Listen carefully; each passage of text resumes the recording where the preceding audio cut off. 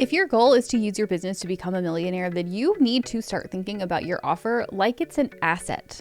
So if you're pricing or delivering your offer like you're a freelancer or don't have a clear, scalable value proposition, then you are leaving thousands, if not millions of dollars on the table. In this episode of the Profit and Prosper podcast, we're going to talk about what I mean when I say you need to treat your offer like it is an asset and how you can use your offer to clear one of the biggest bottlenecks that people have as they grow their business, which is around delivery, so that you can scale up the delivery, support a larger number of clients while still maintaining quality and profitability. We are on episode 3 of my mini series on how to double your CEO paycheck. You can go check out the full playlist on my YouTube channel or anywhere you listen to podcasts.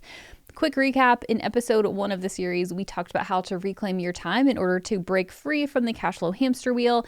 And last week in episode 2, we talked about the internal mindset shift that you need to get unstuck. In the next 3 episodes, we are going to be talking about one of the 3 main bottlenecks that I see people facing when they're looking to increase profitability and grow their businesses.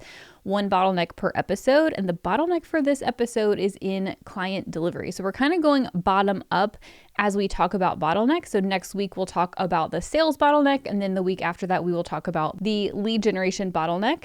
And quick reminder, on May 12th, so just about a week and a half from when this episode comes out, I am running my free 5-day profit plan challenge. So every day for 5 days, you're going to get lessons and workbooks and prompts to help you create a profit plan to grow your business and double your CEO paycheck. And in day 1 of the challenge, we are going to be doing a business health assessment and helping you identify which bottleneck you are currently facing in your business that you can clear to very quickly make more money. So make sure you go sign up. It is totally free at trustyoungco.com/challenge. There is a VIP upgrade available if you want some extra coaching and support during the challenge week. And as you create your profit plan, all the information is on the challenge page, and you can check out either the free version or the VIP upgrade there. So when you're planning out your business growth strategy, I really believe that the way you structure your offer is going to be probably the number one most important thing that you need to get right in order to be able to scale your business up and maintain profitability and build wealth as a business owner. Because having the right offer will absolutely allow you to deliver that offer at a higher scale, which is going to help you make more money and build wealth, obviously. But it's also going to make your sales process easier, and then it's going to help you nail down your messaging, which is going to make your lead gen process easier. So that's why we're starting with this one out of the 3 different bottlenecks. So as we think about our business growth strategy, instead of thinking about your offer in a way and asking, how can I make a little bit more money than what I'm making now? How can I just make enough to make sure I'm paying the bills? What if you shifted the way you think about your offer and think about it in terms of how can I really use this offer to create systems, to create lead generation and sales and delivery systems that are going to help me build a business that can run without me being there 24/7. And I think one of the best questions that you can ask yourself to help you get in that mindset is, what would you do if you wanted to take your revenue that you're making right now and 10x it? So let's say if this month you're making on average 10K a month, what if you wanted to make 100K months starting next month? What would you do? How would you structure your offer? What sort of team members would you need? How many leads would you need to generate? Putting yourself in those shoes and saying, if I were to design my business to literally be able to do 10x the volume, then doubling it is going to be a million times easier in comparison to 10xing the volume, right? So if we can set up the systems that would work at 10x, then they're absolutely going to work at 2x, that they're actually going to support you so much farther beyond the 2x point. One thing I think we need to keep in mind is that this mindset of employees, so the employee mindset is about trading time for money. I'm going to work this many hours for this company, and in exchange, I'm going to get this fixed paycheck, maybe with some bonuses, maybe at some point I'll get a promotion. On the flip side, wealthy business owners, wealthy CEOs, and even investors, sometimes depending on how involved they are in the business, think about making money, not in terms of trading time, but in terms of building an asset. So they're going to be thinking about, how can I deliver, or how can I create this system in this business where you put in inputs of time and money time on the behalf of business owners, employees, whoever is running the business, and money in terms of maybe ad spend or other investments. It goes through the business processes and outcomes more money, hopefully, right? That's the theory. That's the point of having a business. So if you're still in this mindset of measuring your income and setting goals based on how much time you're working, you are thinking too small. Real wealth as an entrepreneur is going to come from creating offers that buy you more time instead of offers that just take up more of your time to deliver. So how do we build an offer that is an asset that is going to help you scale your business? I'm not going to talk specifically about different types of offer structures because I've done that in different videos, and there's so many different ways that you can design your offer. But I will say that your offer, in order to be scalable and highly profitable, you're not limited to digital products or group coaching programs. You can create a scalable offer with done-for-you services, with private coaching, with VIP days, intensives. There are so many different types of offers that are scalable. Just know that sometimes it might take you some trial and error to figure out the exact right offer structure that you need to deliver. And honestly, it might change over time because sometimes we find that when the economy shifts, like it is in 2025, or sometimes trends come and go, people just want different things. They want more or less support and customization. Maybe they want a lower price point. They want a lower investment, whatever it is. You can shift your offer within those parameters while still delivering similar results. So I'm going to give you 5 steps that you can walk through and figure out how to design an offer that is an asset for your business. Number 1 is we need to start with the end result in mind, with the client transformation instead of just deliverable. So if we want to detach your offer from time, if you want to detach your pricing from your time, you need to stop phrasing your offer. You need to stop presenting your offer in terms of the what's included. You need to start framing it in terms of the client transformation and the client results. So to figure out the results that you're getting people, you can go back and look at the clients you've worked with, your favorite clients, the people who you had just had the best time working with, the people that you got the best results for, and ask, what were the results that they got? What were their favorite things? And when we think about client results, we want to think about them both in tactical terms and in emotional terms. So tactical terms meaning maybe they lost X number of pounds on average. Maybe they healed a chronic health condition. Maybe they found the love of their life. Maybe they got X number of new leads in their business every single month. Whatever it is, figure out what that tactical result is, right? So mine is something that we like to look at for our clients is how much did their revenue grow, how much did their profit margins increase, and how much did their cash and investments increase over time. So think about those tactical results, but also think about the emotional side because you also need the emotional side for your messaging, whatever industry you're in.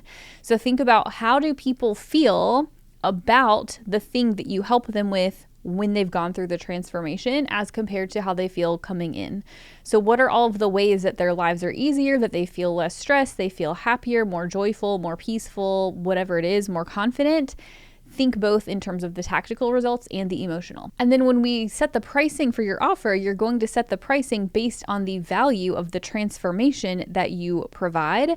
And the bigger the transformation you provide, the higher you're going to be able to charge for that offer, the more people are going to be willing to pay for that offer, and the higher profit margins you're going to have, which in turn is obviously going to impact overall scalability. Number 2, to create an offer that's an asset, the second thing we want to do is design a framework. So a lot of times when I look at people's websites, I see on their website step 1, 2, 3 of how to work with us. And like, we have this too. But something that I try to talk about in my content and what I try to talk about in sales calls with people is not just the tactical stuff of sign the onboarding form and then we're going to get your information and then we're going to set up our onboarding meeting. It's more about the phases of like, what are the steps that they're going to take on their journey. So it'd be like if you are an Uber driver, or taxi driver, let's say, or maybe even a getaway car driver, and somebody gets in your car and they're like, I'm here, I want to go over here. You, as somebody who drives around the city all day, every day, how do you recommend that we get from here to where I want to go in the fastest, most efficient way possible? Or maybe they don't want that. Maybe they want to take the scenic route, right? but they're going to be looking to you as the car driver to tell them, this is how we're going to get to where you want to go. And it's the same thing for your clients. They want to have a sense of, how do I get from this place where I'm at right now to the results that you're promising me I'm going to get? And what are the general phases or steps that you're going to go through? And this can become your signature framework. I really love having a signature framework. So our framework is, step 1 is we audit and assess. Step 2 is we create goals and a plan and a roadmap. And then step 3 is we implement and track. And then we do it all over and over again in just repeating quarterly cycles, right? I really like for clients to have a client framework because it's going to help them to communicate to people coming in, this is how we work with you. And then also helps from an offer creation standpoint, because you either can create an offer that takes them through the entire framework within one offer, or maybe you design your offer suite to take them from step 1 to 2, and then another offer takes them from 2 to 3. And then maybe you have your VIP Mac Daddy offer that takes them from beginning to end in a shorter time frame. But having a signature framework is going to help you create a brand. It's going to help you create your asset that you can get people through your process, your framework, without you having to do every step of the work. Like, you can hire team members and insert them into the roles that help take clients from start to finish. It makes delivery way more efficient. It's going to help you build trust with clients. Like, there's really no reason why you shouldn't have some kind of signature framework. And when you have a signature framework, it's going to help you with number 3, which is, as you're designing an offer that you want to be an asset that scales your business, you really need to limit customization. It is such a pet peeve of mine when I go to look at somebody's website and they're like, we'll customize a package just for you. And I know that people say this, especially when you have a high ticket offer, because you want the client to feel special. But in reality, I will say this from my own experience working with multi-7, 8-figure businesses, right? Even at that size, yes, the nuances of how we deliver what we do to those clients might change a little bit from client to client based on their business, based on just the size and scale of it. But when we zoom out, we're still following that same framework, because our goal is not just to deliver time. Our goal is not just to give somebody a report. Our goal is to deliver a transformation. And to deliver the transformation, we have to go through this framework. We'll tell people, we can add or adjust or increase the frequency, or maybe we do a little bit of extra work for you here that maybe not everybody wants to pay for. But all in all, we're not customizing every piece of the offer.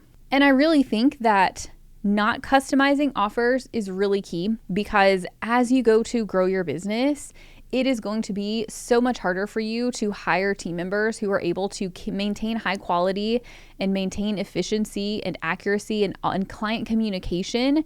If, let's say, you've got 20 clients and you're doing 20 different services, 20 different service levels for each of the clients, can you imagine you going in to go work for somebody else and you've got to figure out 20 different clients all need 20 different things every single week or every single month?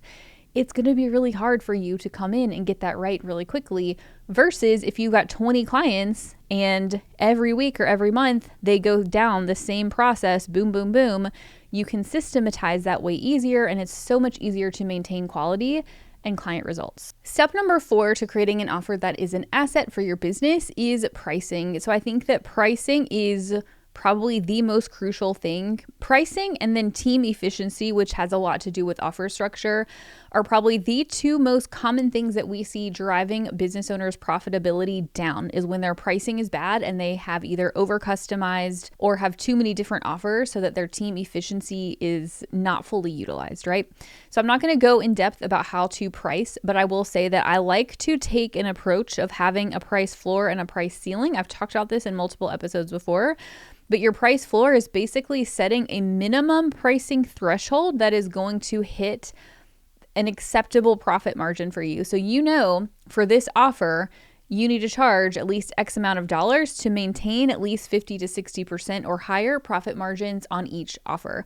And this is just a really important number to know when you're going to price out offers, especially higher ticket offers, and especially when you have team members delivering, because you need to make sure after you pay the team members, are you going to maintain high profit margins? I actually have a tool to help you with this at trustyoungco.com/pricing tool. It's going to help you to calculate offer profitability. It's an amazing tool, if I do say so myself.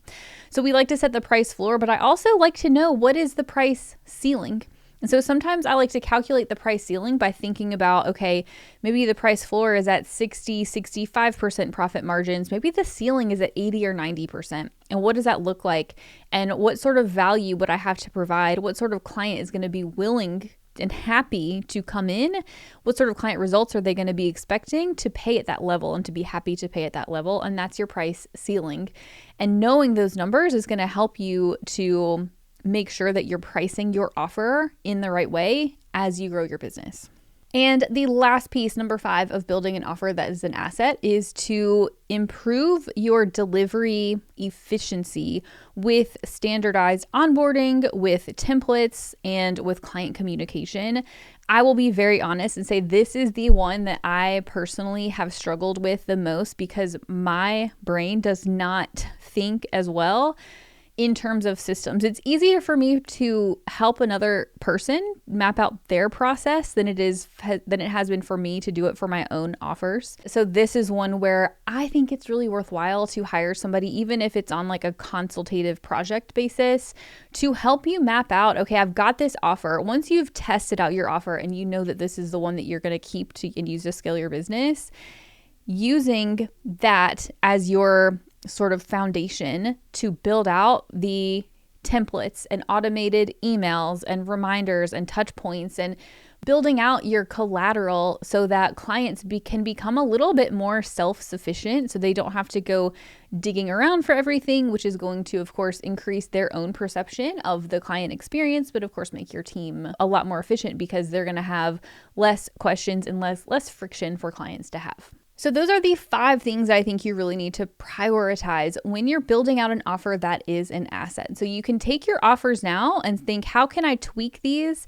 And what would I need to do in terms of the client results, in terms of my signature framework, in terms of the delivery model, in terms of the onboarding and everything? How can I level up the offer that I have now so that I can do 10x the revenue? Or you can just scrap it entirely and say, you know what, this is not going to be a scalable offer. How can I start from scratch and come up with something new that is going to be scalable and profitable? Because this is really the backbone of your whole business model. And once your offer is pulling its weight, you will be able to increase your take-home pay and your profitability and your overall wealth with so much more ease. Before we go, I do want to remind you to join the Profit Plan Challenge if you want to map out your overall business growth strategy over 5 days to help you grow your business, increase your profits, and build wealth as a business owner. And don't forget, the VIP upgrade option is there on the sign-up page for you if you want some extra coaching and support during the challenge. Last year for 2024, the challenge was so amazing in terms of the progress people were able to make in such a short period of time with identifying their next steps and starting to take action. So if you felt stuck or if you felt unsure, if you just could use some extra accountability and a supportive little pop-up community, that is what we're going to have inside the challenge. So you can go sign up at trustyoungco.com/challenge, and I will see you back here next week.